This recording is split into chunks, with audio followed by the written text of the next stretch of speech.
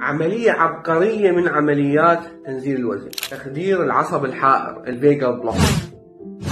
عمرك تساءلت بيوم من الأيام شنو هو إحساس الجوع ومن وين يجي؟ أكو عصب طويل نازل من الدماغ على طول الجسم واصل للمعدة اسمه العصب الحائر.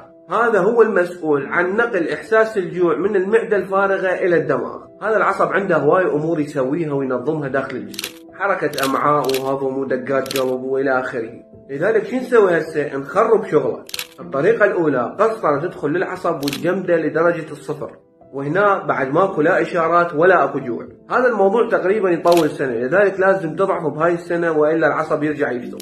ثاني طريقة عن طريق الناظور. ندخل بالناظور نركب جهاز صغير ينطي نبضات كهربائية للعصب تخلي الدماغ يفكر انه انت شبعان. واكو دراسات تقول انه المرضى اللي سووا هاي العملية نزل وزنهم وقدروا يحافظون على نزول الوزن. لكن للأسف الكلام عن هاي العملية قليل، لأنه من خرب الشغل العصب راح تقوم تخربط هواي أمور. راح تقوم تحس بحموضة، انتفاخ، عسر هضم، ارتجاع وغيرها من الأعراض. المشاكل الثانية اللي مربوطة بهاي العملية تتعلق بالجهاز اللي راح يكون موجود وياك. تخيل وياي انه البطارية تخلص والطبيب مالتك بعطلة. تخيل وياي انه الجهاز مالتك يضيع وواحد ثاني يلقاه، حرفيا راح يقوم يلعب باعصابك. لذلك ماكو كلام على هاي العمليات هواية، قد ما دورت ما لقيت. انت لو وزنك زايد ممكن تسوي هاي العملية؟ شنو رأيك؟